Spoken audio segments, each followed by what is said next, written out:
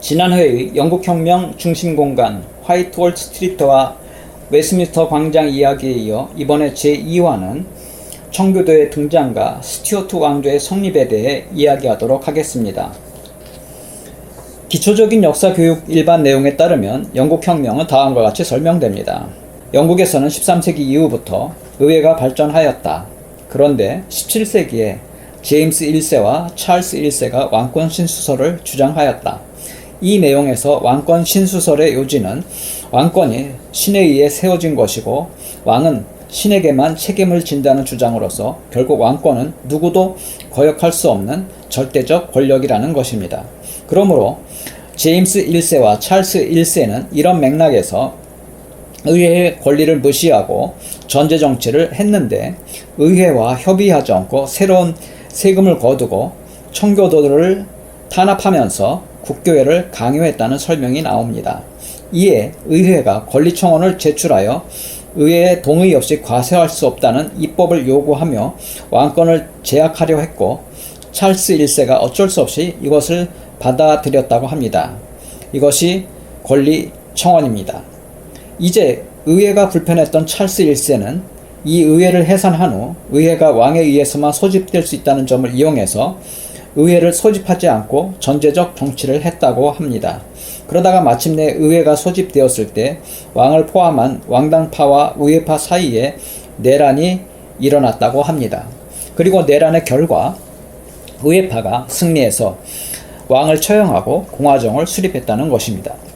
의회파의 지도자 크로멜은 영국의 해상무역을 발전시키기도 했으나 그도 끝내는 의회를 탄압하고 독재를 흘러 국민의 불만을 샀는데 마침 그가 죽어서 왕정이 회복되고 찰스 1세의 아들 찰스 2세가 왕이 되었다는 것입니다. 그리고 명예혁명은 이렇게 설명됩니다. 찰스 2세, 제임스 2세로 왕위가 이어지면서 다시 의회가 무시되고 전제정치가 강화되자 의회가 제임스 2세를 쫓아내고 그의 딸 메리 2세와 그 남편인 네덜란드 오렌지공 윌리엄을 새 공동왕으로 추대하였다는 것입니다. 이것이 1688년의 명예혁명입니다. 그리고 의회는 왕의 권력을 제한하는 권리장전을 제출하고 승인받음으로써 입헌군주정, 즉 왕이라고 할지라도 법에 따라 통치하는 정치제도를 수립했다고 합니다. 이 정도 이야기로는 영국혁명의 원인과 같은 것에 대해서는 깊은 이야기를 할 수도 없고 사건의 전말을 파악하기도 매우 어려운 분량입니다. 저의 이번 이야기는 그래서 먼저 영국 혁명사에 대한 학자들의 설명 방식과 저의 설명 방식을 설명하고 이어서 청교도의 등장과 그 성격 문제 그리고 스튜어트 왕조의 등장 과정에 대하여 설명하도록 하겠습니다. 그럼 영국 혁명의 설명 방식에 대해 설명하겠습니다. 영국 혁명은 전통적으로 정치적 사태를 중심으로 설명할 때에는 스튜어트 왕조의 등장 시기인 1603년부터 왕정 복고 시기인 1660년까지를 다루었습니다. 그런데 사회 경제적 변동 문제를 다루게 되면 영국에서 자본주의 발전 문제를 논하게 되면서 16세기로부터 18세기 초까지를 다루게 됩니다. 그리고 종교적 문제를 중점적으로 다룰 때에도 청교도 등장 과정을 설명하기 위해서 헨리 8세의 종교개혁 이야기가 빠질 수 없게 되면서 이 또한 16세기부터 다루게 됩니다. 그러므로 20세기 영국의 저명한 마르크스주의 역사가 크리스토퍼 힐이라고 하는 사람은 아예 장기 17세기 혁명을 논하게 되었습니다.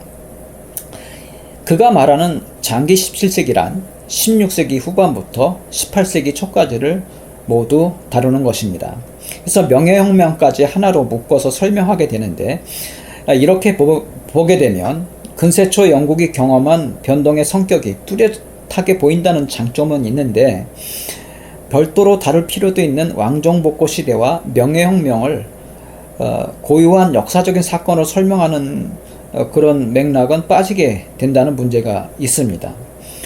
저의 이야기는 기본적으로 정치적 사건을 중심으로 다루면서 종교적 문제도 자세히 다루고 그리고 17세기 초중반 문제에 집중하려고 합니다.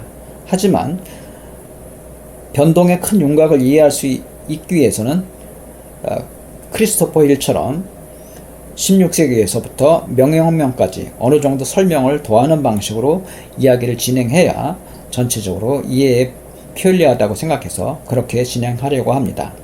그러면 이제 영국 혁명과 관련된 종교적 배경 이해를 돕기 위해서 16, 17세기 영국 청교도의 등장과 발전에 관한 이야기부터 시작하겠습니다.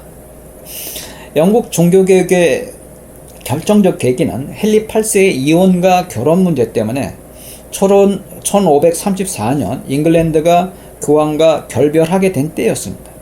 즉 1534년 잉글랜드의 수장법에 의해서 잉글랜드 교회의 수장은 더 이상 교황이 아니라 잉글랜드 국왕이 되었고 종교개혁이 단행된 것입니다. 물론 영국의 청교도는 유럽 종교개혁의 동반자이자 후손이라고 할 수 있습니다. 그러나 16, 17세기 영국이라고 하는 시간적, 공간적 고유한 상황은 그들을 유럽 대륙의 종교개혁자들과 구별지을 수 있는 특징 또한 갖게 만들었습니다. 그런데 영국은 유럽 대륙의 종교개혁과 무관하게 이미 내부에 자체적인 개혁 세력을 갖고 있다는 견해가 있습니다.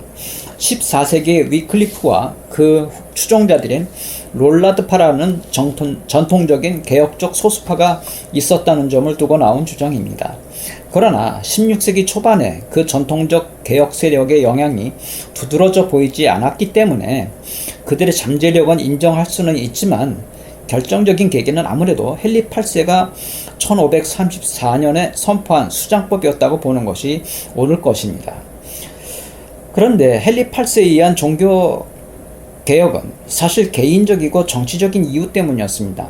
이것은 헨리 8세가 자기에게 왕자를 낳아주지 못한 캐더린 왕비와 이혼하고 앤 볼린이라는 여성과 결혼을 추진하려고 했는데 교황이 협조하지 않았기 때문에 벌어진 문제였습니다.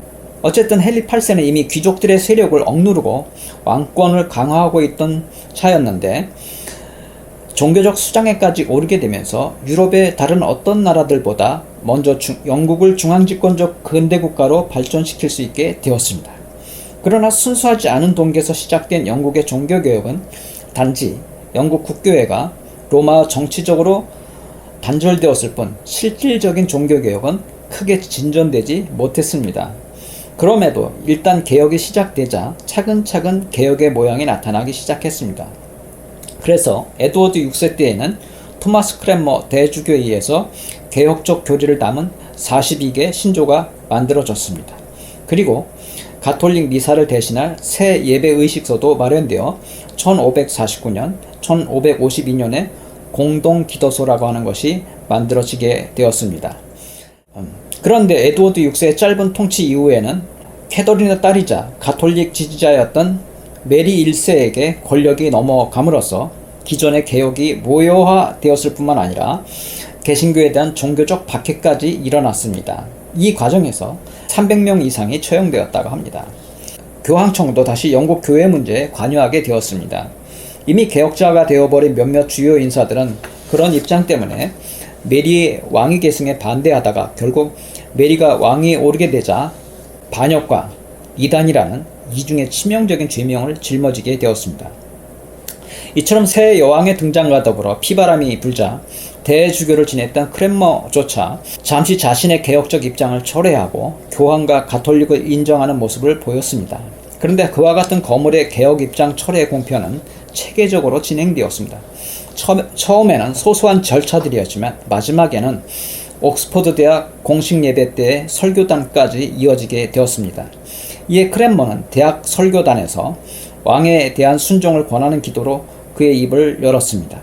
그런데 그는 마지막에 자신이 앞서 행했던 개혁 철회의 입장이나 그와 관련해서 직접 서명했던 모든 것들을 취소한다는 입장을 밝혔습니다. 그러면서 자기가 화형당할 때에는 그런 죄를 지은 자기 손이 제일 먼저 화형을 당해야 할 것이라고 말했다고 합니다. 또한 그는 교황을 거짓 교리를 가진 그리스도의 적이라고 규정하였습니다. 이렇게 되자 결국 크랜머는 설교단에서 끌려 내려왔습니다. 그리고 6개월 전 휴 라티머와 니콜라스 리들리 등이 화형을 당했던 옥스퍼드 시내 광장에 서게 되었습니다. 그리고 그에게 불이 지펴지자 앞에서 말했던 것처럼 자기 손을 먼저 그 불에 넣었다는 이야기가 전해집니다. 지금도 옥스퍼드 시내 중심가에는 사진에서 보시는 바와 같이 크랜머와 다른 순교자들을 기념하는 십자가 표시가 이렇게 길에 남겨져 있습니다. 크랜머는 처형되기 전까지 보카도 감옥이라는 곳에 수감되어 있었습니다. 그 감옥도 역사 속에 사라졌지만 그가 수감되어 있던 감옥문은 옥스퍼드 시내 노스게이트 쪽 미카엘 교회의 섹슨벨이라는 종탑에 남겨져 있습니다. 감옥이 이 근처에 있었다고 합니다. 사실 이 사진을 찍을 때는 저도 그 사연까지는 몰랐고 그냥 고풍스러워 보이는 건물이라 찍은 것이었습니다. 다음에 기회가 있으면 종탑에도 올라가 보고 싶네요. 어쨌든 메리 여왕은 1554년 스페인의 필립 2세와 결혼하고 야망을 키워갔으나 지병 때문에 1558년에 사망했습니다. 그리고 이번에는 엠볼린의 딸이자 개신교의 우호적인 엘리자베스에게 왕권이 넘어갔습니다. 이 엘리자베스 여왕의 치세 때부터 비로소 잉글랜드의 종교개혁자들에게 청교도라는 명칭이 붙게 되었습니다. 그런 계기는 1559년부터 1567년까지 지속된 예복논쟁이라는 것과 관련이 있습니다. 이 당시의 개혁자들은 잉글랜드 교회에서 가톨릭적인 요소들, 즉 성직자들의 전통 예복, 세례 때 사용하는 십자가, 예수의 이름이나 그와 관련된 성물 숭배, 그리고 결혼식 반지 등과 같은 것을 없애서 미신과 우상 숭배로부터 교회를 정화하려고 했습니다. 결혼식 반지를 없애려고 한 이유도 게르만의 미신적 전통에서 기원한 것이었기 때문이라고 합니다. 이처럼 엘리자베스 시대의 영국 개혁자들은 영국 국교회, 즉 성공회를 정화하려던, 영어로 하면 purify 하려던 사람들이었기 때문에 퓨리탄이라고 불리게 되었습니다. 직역적으로 말하자면 정화파라고도 할 수가 있겠습니다. 그러므로 청교도주의란 말은 그런 사람들의 사상을 일컫는 말입니다. 달리 말하면 영국의 프로테스탄트를 퓨리탄이라고 하고 그 사상을 퓨리타니즘이라고 하는 것입니다. 역사적 배경에서 보면 청교도 사상의 성격은 한편으로는 이미 중세 영국의 사상과 생활로부터 발전한 측면이 있고, 다른 한편으로는 메리 왕 때 대륙으로 망명을 떠났던 사람들이 칼빈주의적인 제네바를 비롯해서 유럽 대륙의 여러 개혁 사상으로부터 배워온 것이라고 하겠습니다만 아무래도 유럽의 영향이 더 컸을 것입니다. 청교도의 개혁 노력은 두 갈래로 진행되었습니다. 한편에서는 엘리자베스 치하에서 국교회 안에서 개혁을 추진한 사람들이 있었습니다. 예를 들면 토마스 카트라이트라고 하는 주교는 제네바를 모방한 장로교회 조직을 만들어가려고 노력해서 16세기 말에 오면 교구급에서 장로제 조직을 형성할 수가 있었습니다. 그런데 다른 한편에서는 국교회 개혁을 처음부터 가망이 없는 것으로 생각한 사람들이 있었습니다. 그래서 이들은 17세기 초에 국교회를 떠나 독립된 교회를 형성했는데 그 창설자의 이름을 따라 브라우니스트 혹은 베로이스트라고 불리게 되었습니다. 바로 이들이 영국 회중교회주의의 선구자들이 되었습니다. 오늘날 큰 교파 중 하나가 된 침례교회가 이들 중에 한 교파였습니다. 이 사람들은 교회의 자율성을 주장하고 정치와 종교의 분리, 즉 정교 분리를 주장하였습니다. 이렇게 해서 비국교파가 등장하게 되었습니다. 그런데 당시의 왕정은 아직 정치와 종교의 통합 상태를 계속 유지하고자 했기 때문에 고등종교법원이라는 기구를 통해서 비국교파를 탄압하였습니다. 이에 회중교회주의 지지자들은 이때부터 자신들의 종교적 믿음을 위해 정부에 저항하게 되었고 고등종교법원의 폐지를 바라게 되었습니다. 혁명기에 이르면 매우 다양한 회중주의 분파들이 수면 위로 올라오게 되었는데 그들에 대하여는 앞으로 차차 이야기하도록 하겠습니다. 엘리자베스는 왕위에 오르자마자 다시 새로운 수장법과 통일법을 통해서 영국 국교회주의를 재확립했습니다. 크랜머의 42개조를 대신해서 39개조를 제정하여 프로테스탄트적 신앙 내용도 재확립했습니다. 그리고 일반인의 예배 방식을 법률로 강제하기 위해 앞에서도 말한 고등종교법원을 설치했습니다. 그런데 엘리자베스 여왕도 국교의 예배 방법에는 거의 손을 대지 않아서 국교의 예배 모습은 여전히 가톨릭 미사와 비슷한 모습이었습니다. 그리고 헨리 8세부터 이런 개혁 과정들에 의회가 관여함으로써 차츰 의회의 발언권이 커져갔습니다.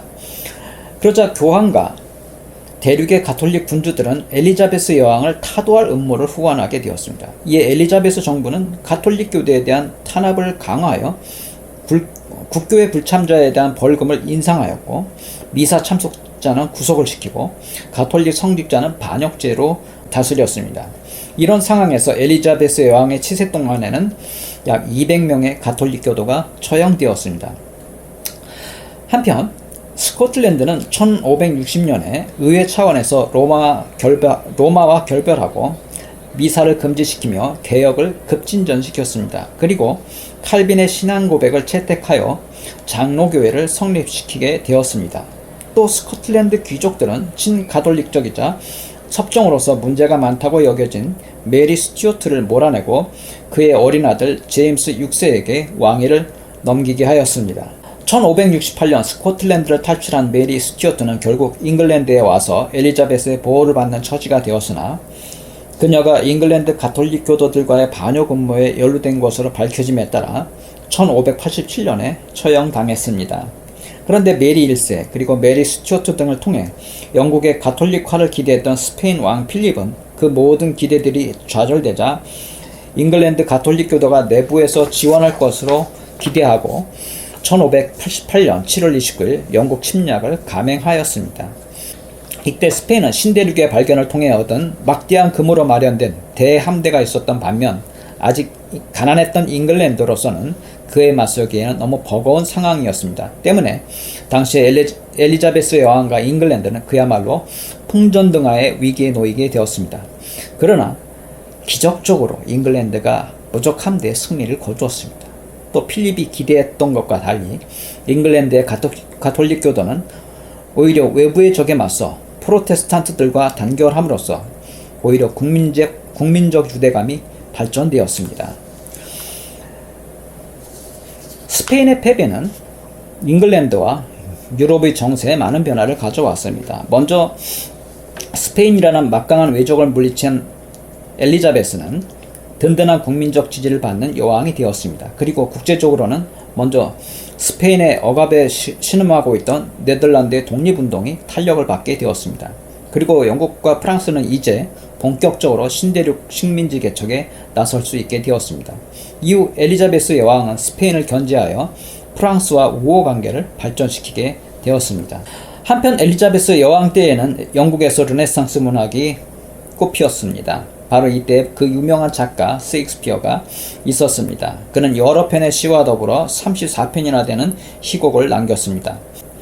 그런데 엘리자베스 여왕은 비록 성공적인 통치자가 되었지만 아쉽게도 그 왕위를 이을 자식이 없었습니다.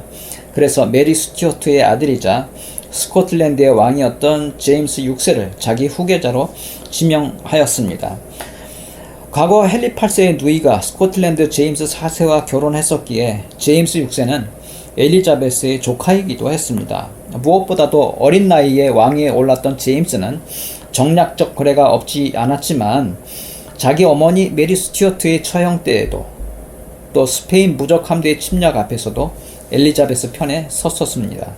그렇게 해서 제임스는 마침내 1603년 엘리자베스의 후계자로 지명되어 잉글랜드의 제임스 1세로서 스튜어트 왕조를 성립시키게 되었습니다. 한 가지 문제점이라면 왕실의 재정 상황이 좋지 않았다는 점이었습니다. 분명 상업화가 진전되면서 어느 정도 인플레이션이 진행되었을 것이라는 점, 또 중앙집권적 국가로 발전하는 과정에서 관료 및 상비군의 증가로 지출이 늘었을 것이라는 점, 무엇보다도 스페인과의 전쟁 등은 국가 재정 규모와 과세 문제 사이에 불균형을 가져왔을 것이 분명한 상황이었습니다. 헨리 8세 때에는 재정이 어려워지면 국민에게 강제로 돈을 빌리거나 기부를 받아내는 등의 편법으로 문제를 해결했지만 엘리자베스 여왕은 부족한 재정 문제를 근검절약으로 버티다가 새 왕에게 열악한 재정 상황을 넘겨주었습니다. 때문에 제임스 1세는 왕에 오른 직후부터 추가 재정 확보에 관계된 하원과 더불어서 갈등이 불가피한 부분이 있었습니다. 제임스 1세의 출생 이력을 보면 다음과 같습니다. 그는 1566년 6월 19일 에딘버러 캐슬에서 출생하였습니다. 그리고 섭정의 시기를 거쳐 13세이던 때인 1579년부터 홀리룩 팰리스에서 본격적인 통치를 시작하였습니다. 홀리룩 팰리스는 에딘버러에 있습니다. 기차역에서도 가까워서 주변 관광을 하면서 걸어서 갈 수 있는 거리입니다. 사진을 찍을 수는 없지만 궁전이 관광객에 개방되어 유서 깊은 왕궁의 인테리어와 유명한 화가들의 그림들을 감상할 수 있습니다. 그래서 이곳을 방문할 계획이 있을 경우에는 박물관 견학처럼 어느 정도 시간 계획을 세울 필요가 있습니다. 여름에는 잠시 동안 엘리자베스 이사가 여기에 머물기도 합니다. 그 기간 동안에는 공개되지 않는다는 점도 주의해야 할 점입니다.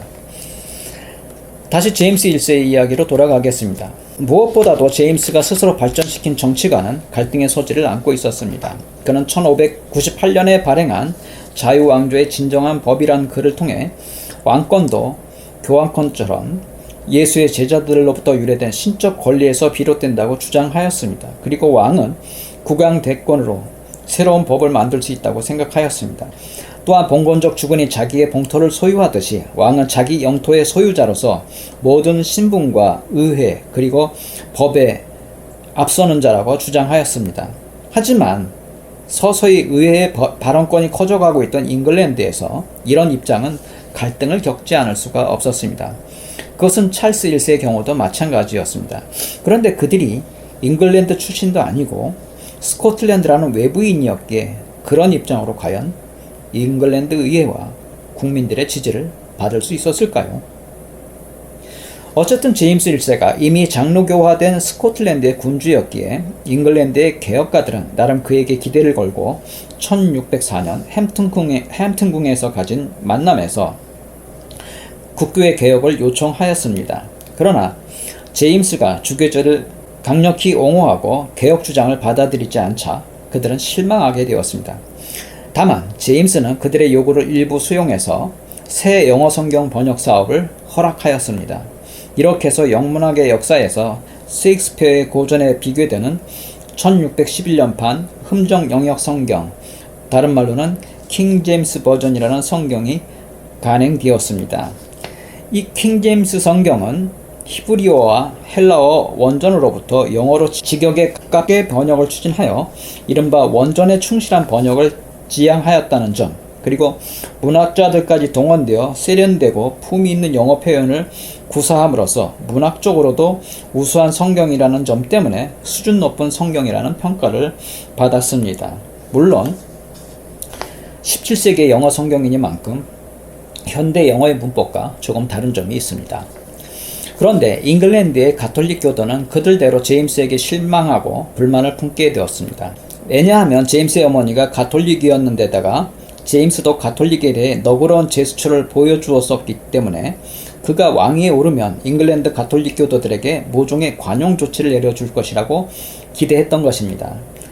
그런데 1604년 2월 제임스는 잉글랜드에서 모든 신부들을 추방하고 엘리자베스 때의 종교정책을 그대로 지속시키려는 태도를 드러냈습니다. 그러자 더 이상 참을 수 없었던 몇몇 가톨릭 인사들은 왕과 대부분의 왕족 그리고 상원과 하원 모두를 일거에 몰살하고 새 왕정을 세우려는 거사를 도모하였는데 그렇게 해서 생긴 사건이 바로 화야근모 사건이었습니다. 로버트 캣츠비가 그 주동자였습니다. 전통적 귀족 가문 출신이었던 그는 의회 개원 첫날이 그들 모두를 폭약으로 날려버릴 절호의 기회라고 생각했습니다. 피어시, 토마스 윈터, 가이 포커스 등도 이 음모에 동참하였습니다. 이 중에서도 가이 포크스라는 인물은 열렬한 가톨릭 교도로서 스페인 군대에서 장교로 복무한 적이 있었기 때문에 폭파 임무의 적격이었습니다. 결국 그들은 기회를 노리다가 마침 웨스트민스터 의사당의 상원실 밑에 있는 석탄 저장실을 임대할 수 있게 되었습니다. 그리고 거기에 석탄을 가장하여 무려 36통의 화약, 요즘 기준 약 2톤의 화약을 채웠습니다. 2005년 BBC 원 TV가 화야근모 사건 전설의 폭발이란 프로그램에서 당시의 폭파 계획을 재현하는 실험을 한 적이 있습니다. 실험 결과 당시에 설치했던 화약의 절반만 폭발했더라도 그 계획이 성공했을 것이라는 평가가 나왔습니다. 그러므로 가이 포커스는 확실한 결과를 얻기 위해 실제 필요한 양의 2배나 되는 화약을 설치했었던 것으로 추측됩니다. 그런데 의회 개원일인 1605년 11월 5일 열흘 전에 가톨릭 교도였던 몬티글이라는 의원이 익명의 편지를 받았습니다. 그리고 거기에는 어떠한 이유를 대든지 의회에 참석하지 말라는 내용이 있었습니다. 이 내용은 제임스의 귀에까지 들어가게 되어 의회 개원 전날 의사당 건물을 수색하라는 지시가 내려졌습니다. 처음에는 위장하고 기회를 엿보던 가이 포커스가 보통 노동자처럼 모여 위기를 넘기는 듯 했지만 계속된 꼼꼼한 수색 과정에서 그가 주머니에 점화형 폭발물을 소지하고 있던 채 검거되었습니다. 그렇게 해서 드러난 구체적인 계획은 모든 주요 인사들이 폭사되면 제임스의 어린 공주 엘리자베스를 새 여왕으로 옹립하려던 것이었습니다. 결국 이와 연루된 주요 인사들은 모두 진압 및 체포되어 반역죄로 처형되었습니다. 이후부터 잉글랜드인들은 매년 11월 5일이 되면 잉글랜드가 이 치명적 위기에서 벗어난 것을 기념하여 가이 포커스의 종이 인형을 태우고 불놀이를 하는 가이 포커스데이라는 기념일을 갖게 되었습니다. 17세기 당시의 유럽에서 종교 문제는 단순히 개인적인 신앙 문제가 아니라 이렇게 정치 투쟁과 결부된 생사를 넘나드는 공적 투쟁의 장이었습니다. 한편에는 전통적 가톨릭 신앙을 정통이라 여기고 유지하려던 사람들이 있었습니다. 다른 한편에는 그것을 청산해야 할 악폐로 여기고 새로운 신앙 신조 및 새로운 신앙 생활을 추진하던 사람들이 있었습니다. 특히 사회 주류가 아직 정치와 종교를 분리시킬 수 없다고 생각하는 경향이 지배적인 시대였습니다. 한편 제임스 1세는 1613년 2월 그의 딸을 남부 독일의 팔라틴 선제후 프리드리히와 결혼시키게 되었습니다. 그런데 곧 오스트리아 황제가 될 페르디난드라는 인물이 1617년에 먼저 보헤미아 왕이 되어서 그곳 개신교도들을 탄압하는 일이 일어났습니다. 그러자 보헤미아인들은 팔라틴 선제후 프리드리히를 자기들의 왕으로 추대하여 페르디난드 황제에 대항하였습니다. 이를 계기로 스페인, 오스트리아가 팔라틴을 공격하고 뒤이어 팔라틴을 지원하기 위해서 유럽의 각국들이 연쇄적으로 참전하여 30년 전쟁이라는 장기적 전쟁이 일어나게 되었습니다.